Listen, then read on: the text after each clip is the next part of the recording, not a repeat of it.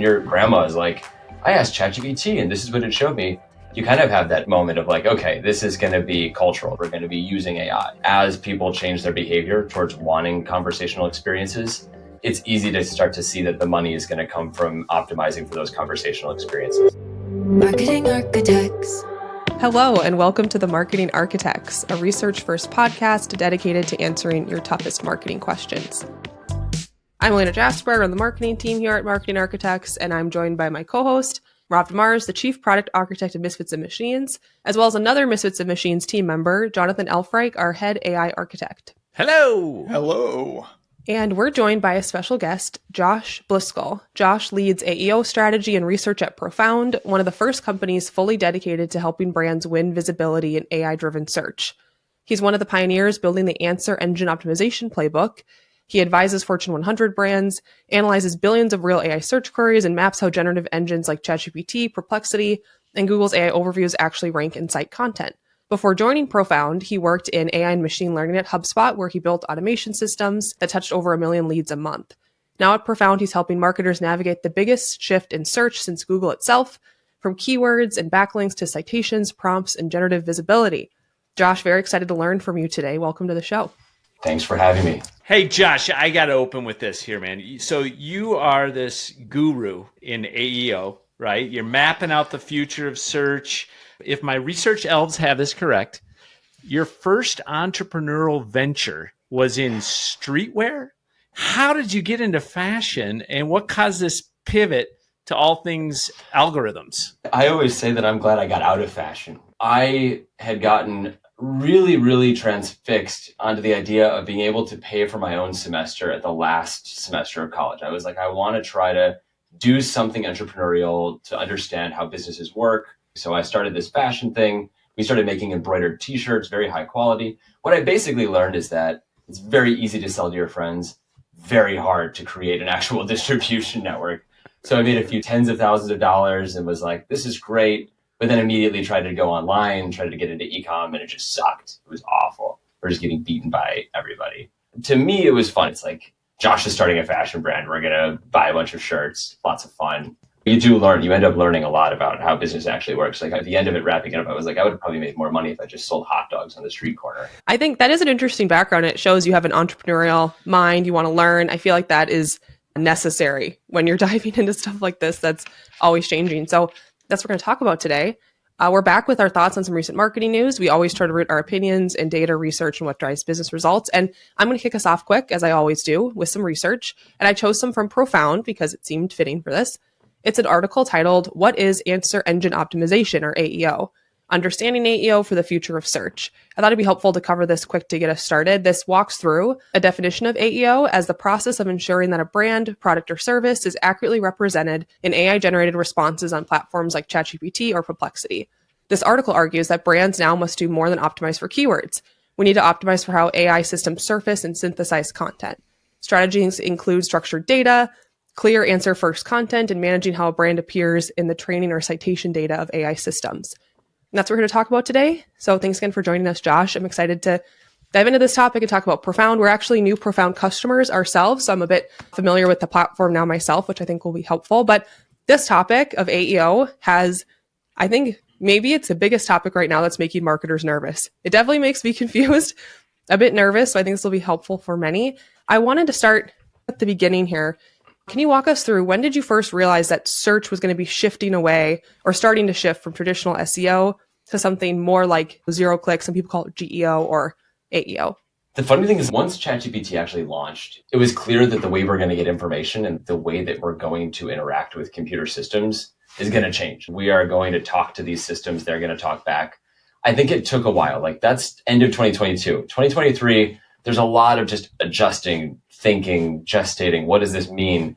Bing's integration with ChatGPT came out. All that cool stuff is starting to come into fruition. Workers are using it. We're talking about Gen AI, images, videos, all that stuff is getting very popular.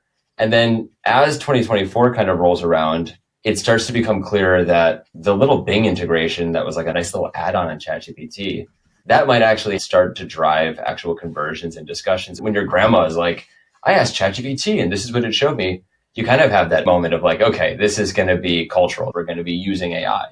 fundamentally, as people change their behavior towards wanting conversational experiences, it's easy to start to see that the money is going to come from optimizing for those conversational experiences. So if I had to put a date on it, just to keep it concise, I'd probably say early 24. It was very clear. By 22 and 23, it's like you could make some educated guesses. You might feel it in your gut, but there wasn't much to like action on. So I don't really blame anyone for not moving faster there. I remember as a marketer, first as a consumer, being like, oh, this is so amazing. Like, I love the experience. And then as a marketer thinking, oh, crap, this is going to change things for my role. And there's a lot of confusion about how to work with AI search. We've spent all these years trying to perfect traditional SEO strategies. I think a lot of brands are still in that journey. So I wanted to jump just like straight into what marketers are all probably wondering right now, which is what are now the most important kind of like ranking best practices or visibility signals for brands in an AI search context? And how is that different from this traditional SEO world we've all been living in and optimizing for? Do not throw your SEO out the window. Don't get rid of your SEO. SEO is not dead, not even by a long shot. It's 0% dead. But if anything, SEO is even more relevant. But the truth of the matter is this, it's that SEO is based on a few key fundamentals. One, you're optimizing for one system. It is typically for 98% of SEOs, it's going to be the Google system. That in of itself is already changed with ChatGPT, with Gemini, with Claude, with Perplexity, with all the different Google models. I don't know what the future of that landscape is right now, but if you want to win wherever people are searching in AI, you at least have to have two major approaches, one with ChatGPT and one for the Google suite. As you're going to be doing that, you're going to be doing it in a slightly different way. So like these systems, they are also utility first content machines. I can't say this enough, that the keyword density, that the backlinks, that all these optimizations that you would typically do for SEO, because for lack of better terms, Google's locked those new providers out of its ecosystem, all this signal that would normally get piped right into Google's ranking algorithm isn't there for a ChatGPT, for instance. They're relying on totally different signals. And for the most part, that signal is very data-based, utilitarian-based. I don't care what your domain is. Does it answer the question in the most concise way? And secretly, does it align with the query fan out that I'm going to be writing based off of the user's long tail query to directly find that resource in the first place?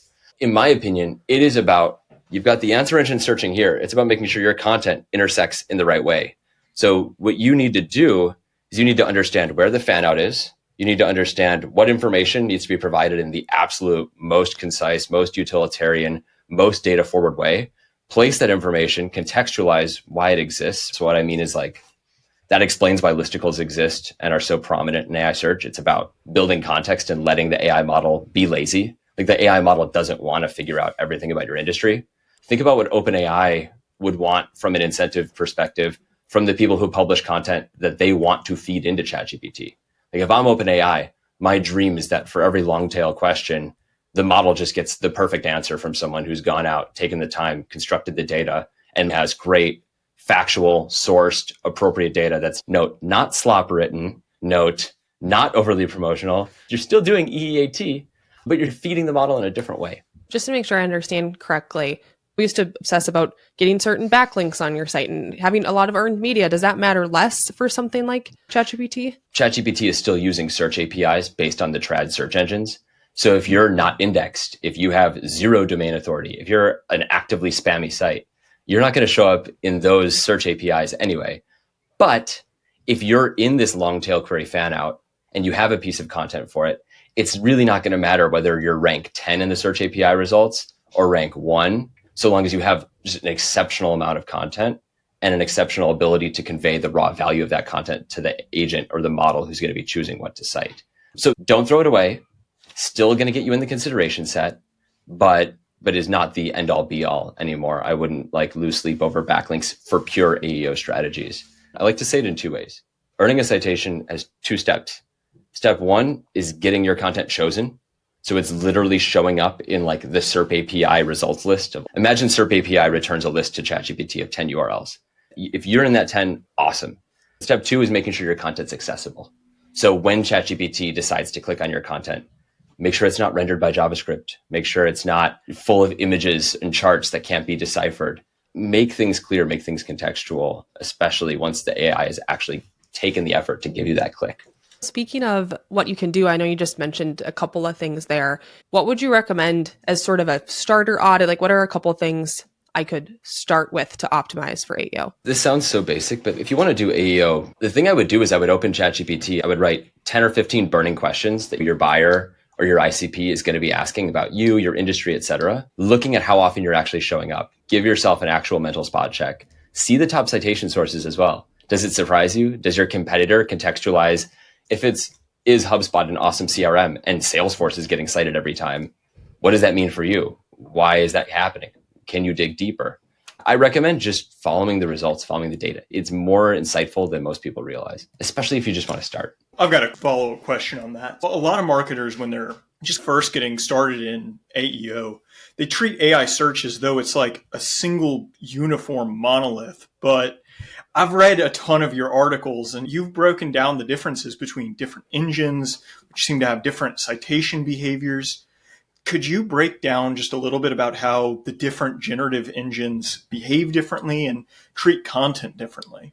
It is the Wild West in that regard. So ChatGPT is the one I think everybody fixates on the most. It's the most popular pure answer engine. So the way ChatGPT is working, you're going to press enter. You're going to get the query fan outs. ChatGPT is going to create query fan outs. They're going to hit their external search provider, get a list of links, decide which links to click on, view those snippets from those pieces of content, and then provide the answer. This is a very standardized kind of RAG format. Perplexity is slightly different. Perplexity is building its own index, and it relies more heavily on its own index than ChatGPT does on theirs. So ChatGPT's got an index, but I don't see it pulling from its index nearly as much or relying solely on that index. There's a little bit more that's coming out now about ChatGPT caching some certain pages, which could be very interesting for the future. Maybe that means they're starting to finally lean very hard into those specific things. I haven't seen signal that it's definitive yet. So Perplexity, for instance, they are pretty definitive. They've got an index. They cache the pages pretty aggressively, which means basically if you make an update to a page within some determined period of time when they're going to go relook at that page, the updates are not going to be present in that page, but you're going to have this basically static representation of the page. If I said, hey, go to tryprofound.com/Josh's blog latest, it'll, for instance, say my latest post was one from a week ago, even though I have one from yesterday because the last cache page was at that point. Gemini is very interesting. Gemini relies less on Google than I thought it would. The actual Google algorithm is really feeding directly into Google AI overviews and Google AI mode mostly. Google AI mode's most different from the Google algorithm as far as those like in search models. Google AI overviews, I basically think of AI overviews as a basic extension of search with a YouTube amplification. It loves YouTube. I mean, it loves YouTube immensely. Gemini, very interesting, kind of a middle ground between ChatGPT and Perplexity, but with a pretty heavy reliance on Google, but also because they're providing such long tail responses and long-winded elements to the actual fan out, there's just a bit more randomness in there. Oh, one fun one. Claude uses Brave's browser. As of my last test, at least, Claude is using Brave and it's pulling rank 1, 2, and 3 from Brave in that order.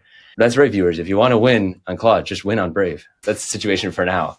Very, very weird. Yeah, that's crazy. That seems unfair to switch things around that much. That's crazy how different it is. So since the models seem to behave differently and cite and pull different sources, one thing I know marketers are probably thinking about is, in terms of measurement, what KPIs should I actually be tracking off all the different AEO efforts I need to be doing? Should I be looking at visibility score, citation counts, sentiments in the user's prompts, or excess share of voice that comes from using these types of systems? I'll start with the most boring, but also most interesting KPI that I've seen so far. And it only works if your business is set up for it. But I have been eternally surprised. I really do mean that. Like there is rarely a business that does this. They will add on their checkout, how did you hear about us? Add ChatGPT as an example, add a few of the models as an example, or just add AI search as a monolith as an example. ChatGPT being a response gives you a ton of signal into how people are actually finding you. The issue here is the attribution problem could probably be its own multi-billion-dollar startup because there are so many people. We did this survey, 80% of people right now, they go onto ChatGPT, they talk about the problem that they're having. They don't necessarily even shop yet. They get recommendations from the problem. Like 47% of the time, that's actually going to be a product recommendation veiled as a solution to a problem. If they do take that recommendation, they're going to go to Google, they're going to copy it, Google it, and transact. And so Google has become this navigation and transaction layer, or it's at least moving that way. Like traditional search engines are like where you close the deal, less commercializable.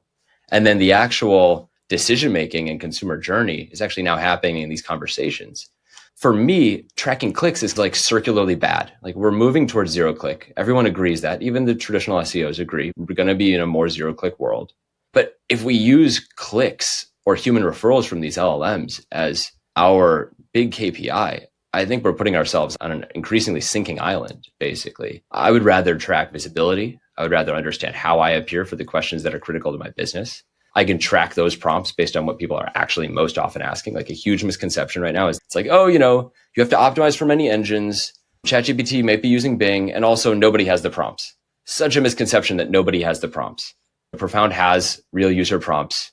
And we're like beating ourselves over the head. We're like, how do we tell people that we've got prompts? But if you have those prompts, you can then track your visibility in a much more impactful way. You can track those citations as well. There's a huge emphasis on tracking real user prompts across the marketing funnel. From awareness to decisions, I wanted to know a good example from your perspective of how a brand could efficiently and effectively do that using your guys' tech. We've worked with a ton of different brands. I like a good e-commerce brand. I'm not going to say the name of the brand, but they do running shoes. And they came in, and the question for them was more about different categories. Like, how do we weight our categories in AI? We know what's winning right now in trad search in terms of volume. Like, we know what people are searching about. We know where people have the most questions. But for AI search, is that landscape slightly different? How do we prioritize that landscape? And then how do people ask those questions? So we went in and we asked questions like durability, budget, price. Spoiler alert, budget was, for this specific company, really important.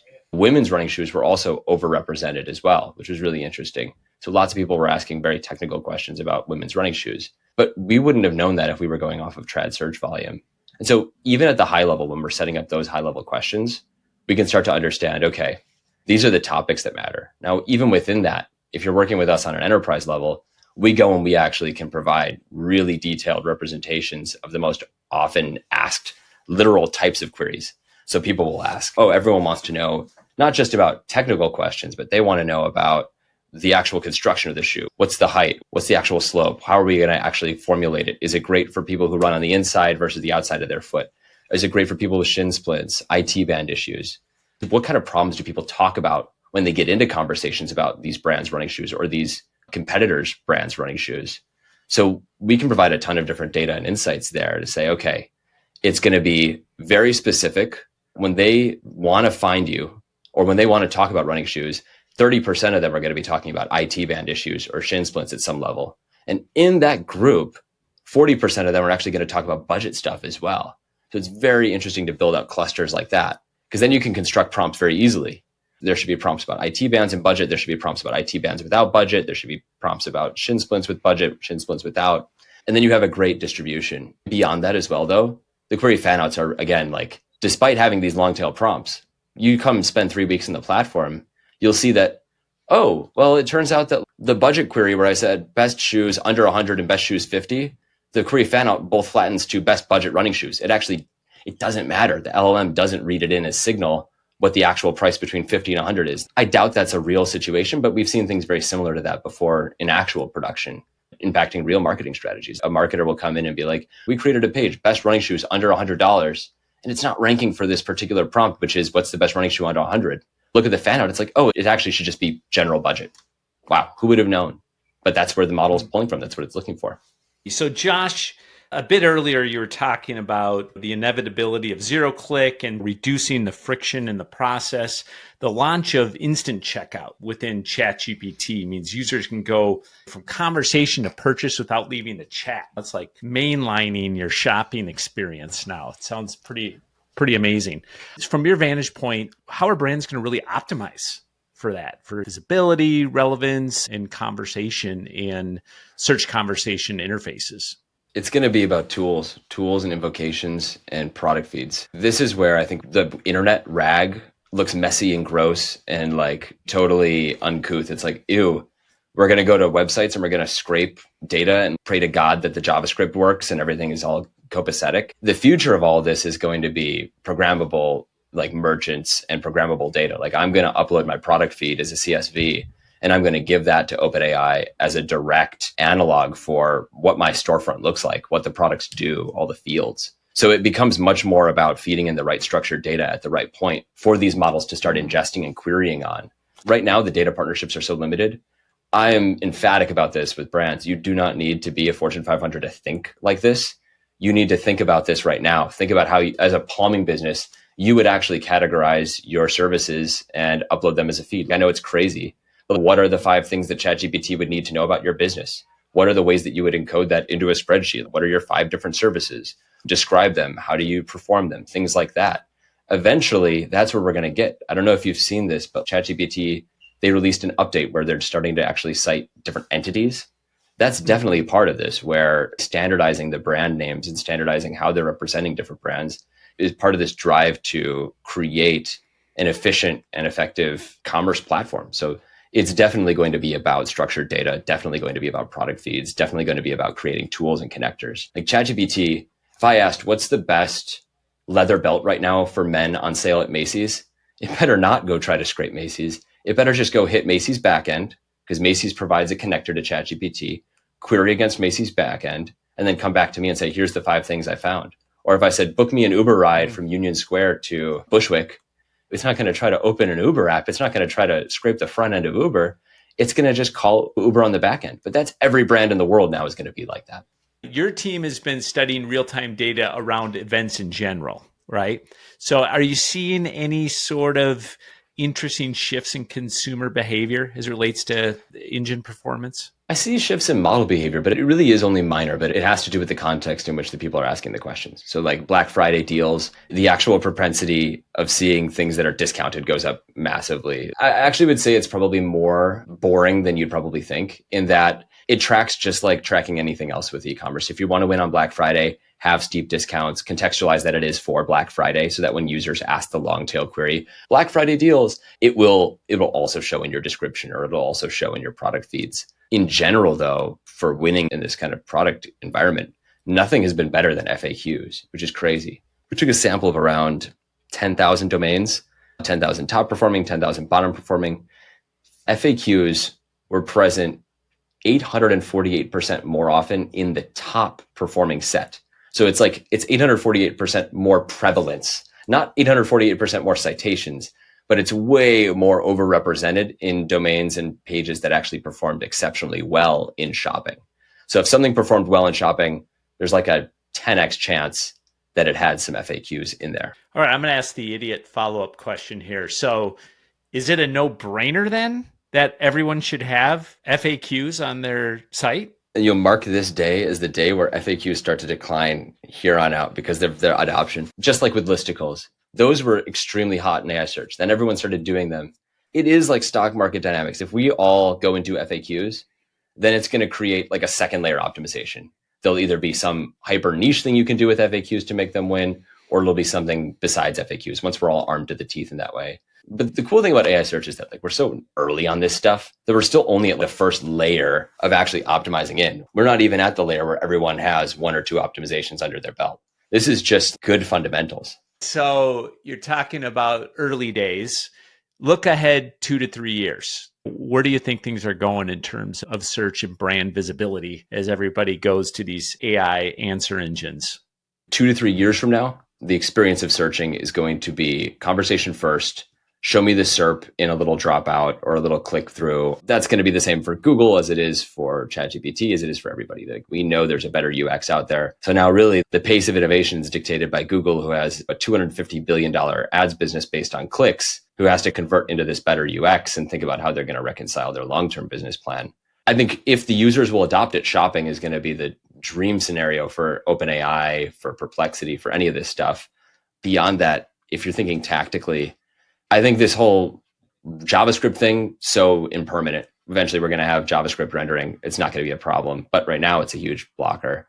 Long term, it's all going to be programmable APIs and feeds and merchant feeds and feed aggregators.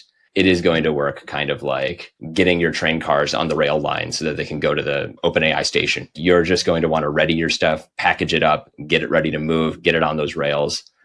Because right now, we're basically trying to pluck them out of the basket. We're trying to find them in the wild. I don't think that's efficient for them. I don't think it's efficient for us. So we're going to see a lot of change there. We'll look back on this moment and we'll think, what a dirty and gross way of finding information this like web open rag thing was. It was so inefficient. It'll be great for top of funnel. Amazing. Top of funnel is going to be insane for this stuff. It's never going away. But once you get to like compare a few of these products, forget about it. It's done. It's not happening. Maybe there's going to be a dimension where it checks Reddit and a few other sources, but really it's going to start relying on product feeds and such for accurate information. I think there's always going to be room for UGC, by the way. The minute that it's only product feeds is dystopian to me. That was a really good spicy take. We love a good spicy take on this podcast. So what is your most contrarian AI marketing opinion right now? I think it's time for a contrarian corner.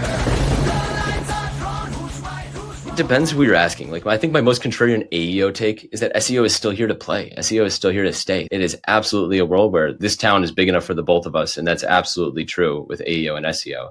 And I can see and think about all the GEO folks in the world saying no, or maybe, I don't know. Definitively, yes. It's not even a question. Not even a question to me. And a lot of people, they'll point out that like some of the strategies quite similar, but the application is totally different. This is about juicing every last mention, every last percentage of citations out of these answer engines. Broad strokes, we're still playing with the same channels. We are doing different exercises with the same muscle groups being URLs, pages, P tags, tables. We are still using the same units. We're going to use them in a very different way for AI search. For the SEO community, this is right now the most advantageous and like incredible. This is basically the equivalent of like total societal upheaval in the SEO world. Like SEOs have never had a better opportunity to become leaders and supercharged superheroes in their marketing orgs. If you as an SEO are not taking advantage of it, you're leaving value on the table. That's my genuine perspective. CMOs are looking for guidance. E-commerce teams, are we going to let, the product teams and the engineering teams at these massive organizations try to create our product feeds, and they're going to do it from scratch. They're not going to know. They're going to have to come to all the same conclusions you will have as an SEO. Or are we going to rely on the people who have decades of experience with structured data and building out use case specific descriptions and keywords and phrases that align with semantic intent? Who knows that? Every SEO in the world should raise their hands there. So this is a moment, in my opinion, as we're seeing clicks start to decline, this is a moment where SEOs can jump into e-commerce, start to prove some dollars from that, start to jump into actually dictating social PR. This is a press release, a social post on Reddit. Those could dictate your future visibility as a brand for 6 months, a year, and so on. Everything that your company does or is on the web now trickles back and should have some impact and some knowledge through into that SEO team. The SEO team should be leading the charge there. I like that perspective too, though. It's very empowering for SEO teams. Like you could become one of the most important people at your company right now. You already are one of the most important people at your company. The question is, does everybody else know it? I think that's the deal. Before we wrap up, I had one final question for Josh. You had brought up a few times now the JavaScript issue, that you feel like it's going to be irrelevant in the future, but it's relevant now. Since I'm a dev, this type of stuff hits close to my heart, but I know a lot of people listening to this podcast are primarily marketers. Could you just explain a little bit about what you mean by the JavaScript issue real fast before we let you go? So when these answer engines access a page, they are accessing the static HTML elements of that page. They are not waiting for JavaScript to execute on that page. For instance, if I'm American Airlines, the dynamic pricing or in stock or out of stock, you'd be surprised how many things on certain websites are actually driven primarily by JavaScript. Things that would appear to be static in many respects, especially in e-commerce, they're actually driven by JavaScript. So, if I were an LLM and I went to Levi's and the Levi's marketplace page was driven by JavaScript, I would just see a bunch of white blank squares, for instance.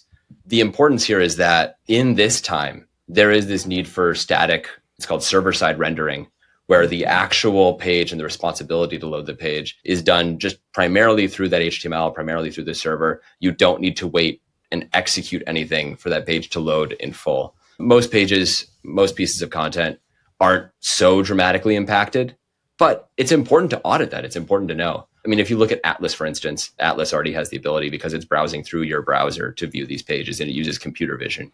But saving computer vision, it'll be a few months or years before we really do see prominent JavaScript rendering. So for now, big technical blocker. Follow up on that. Do you think that that has any impact on the FAQs and the listicles being so popular in the engines because all of that server side rendered? Totally. And I've seen people who have FAQs who are, it's actually JavaScript rendered. And so it doesn't help. Like they'll be like, we just did this test. I'm like, folks, I disabled JavaScript in DevTools. We got to go back to the drawing board here. We got to figure something else out here. And I wish LLMs.txt got picked up more often because that's what I would do. I would just be like, oh, let's make a markdown page. Let's solve this problem. I so dream of a world where that is a situation where you can build a parallel architecture and that actually works. Right now, it doesn't. Like the markdown pages, the .text pages, really primarily, they don't get cited. The answer engines, unless you can make a .text page rank better than the normal page on SERP API and all these different search APIs for whatever black magic you can do, which if you're doing that, you're really deep in some like very gray hat stuff. So I wouldn't even recommend trying, but if you could, maybe then you'd have some inroads. But anyway, yeah, you get the point. Josh, this has been really fun. I followed more of it than I thought I would. So thank you for the way you explain things. It is very clear and I appreciate that. I wanted to wrap up with something kind of fun. Do you have a piece of technology that you really love right now? And then is there one that you think's a little bit overhyped? This is a spicy take. My favorite piece of technology is just my like Datejust wristwatch. I love it. I think that like the most incredible products are the products that are durable, products that are just omnipresent, universal products. I think you can't understate the importance of time in society and the nature of time. Like time is something that humans had to invent. Mm-hmm. I literally can't live without it. And I think the beauty and the craftsmanship of a wristwatch is something that I wish I saw more often in software. The actual features and the actual elements of this watch inside the case of the watch are totally hidden to me. But I know that if I went in and I unscrewed it, it's absolutely gorgeous. Mm-hmm. That it's machined to perfection. So much right now, I think, in software, we're doing things very iteratively. Like the scary thing about software 20 years ago is like software used to come on a disk. If you didn't get it right, the people would take the disk, they'd put it in their computers, and you're screwed. It's such a different world. And I think the fun thing is that like we're building software like we're building it for the disk, but we're building it at hyperspeed. If you were a software consumer 20 years ago, you'd get a pallet full of disks dropped off. That's how much we're shipping here. Maybe I could have chosen something more new. Maybe I could have said, I love Claude Opus 4.5. But the truth of the matter is that like the old things are often the best things. And there's still a lot of beauty out there that's not even AI related. Yeah, no, I love that. What about, do you think anything's overhyped right now? Any new piece of tech you've tried or seen? There was something recently, actually. I think everybody's just a little bit crazed about agents. I think agents are cool, but I think an agent is a consequence. It's a concept. It's let's put a few LLMs together and give it some context. It is not a new way of doing business. It is a natural extension of having something that can simulate like large language and speak back to people and reason through processes. I think we should not under-index on how cool that is as a process, but I don't think we should treat it like, are we doing it agentically? Isn't it an agentic product? Do we have agents doing this? Everything should be agentic and we should just be quiet about it and keep moving. I think that's my perspective right now. Is like agents are totally priced in. That is the A1 standard of doing this. It is not a feature. It is how it is done. Yeah, that's my perspective at least. Yeah. Lots of fun. Love it. All right, Rob, Jonathan, did you have a quick one? Quick tech? I've been in a cult since the mid-90s called Apple. And you talk about shipping software on a disk. I used to stand in line at the Apple store like it was a rock concert waiting to get my disc of snow leopard or whatever animal they named it after. So as someone who's been such a diehard fanboy, I just recently, and I'm embarrassed to say this, I just recently switched from Safari to Chrome and my life has changed. And I know that sounds ridiculous, but I just refuse to use anything but Safari. And I get it now. I get it. I'm out of the cult. I'm like, I've been in this bubble way the hell too long, this walled garden. I was not only in the walled garden, I was smoking the walled garden. I'm out on that. I love Chrome, and I would say overhyped on that theme. Any Apple announcement in the last 5 years has been overhyped. Poor Apple. I'm just sorry. I'm throwing the darts. I'm out. Sorry. Tim Cook is all about money. He's not about innovation. Oh Saying gosh. here, I miss Steve Jobs. I'm glad Tim Cook's leaving. There you go. Jonathan. That is a spicy one, Rob. Okay, so mine's going to be actually like AI model related. On the Obsessed right now, there's a new image model that came out recently that's called Z Image. Very interesting. It's open source. You can make pretty much anything with it. It's crazy what it can do. And it's fast.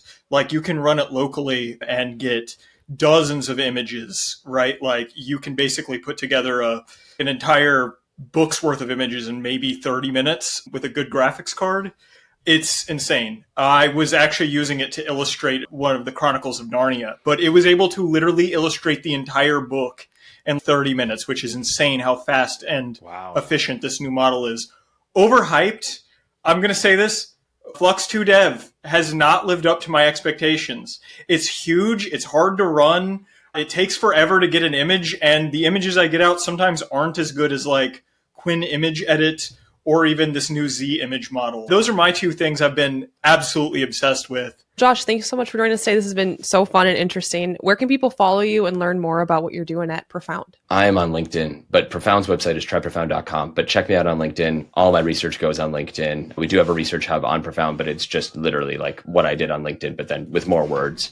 So really, if you want to get insights into how AI search is moving, the latest and the greatest in the field, check me out. Just search me, Josh Blyskal, just like the name. Love it. And I'll go ahead and plug Profound. It's a really cool tool. And if your marketing team is looking to take action on AEO, that can also be a good thing to do, is go talk to the team there. Yes. Thank you. Thank you so much, Josh. That was so interesting. That's it for this episode of The Marketing Architects. We'd like to thank Taylor De Los Reyes for producing the show. You can connect with us on LinkedIn. And if you like the podcast, please leave us a review. Now go forth and build great marketing. Is my shirt cool? It has a gator on it. You don't have to it answer says that, later, Josh. Later You don't have to gator. answer that. I approve. I like it. Marketing Architects.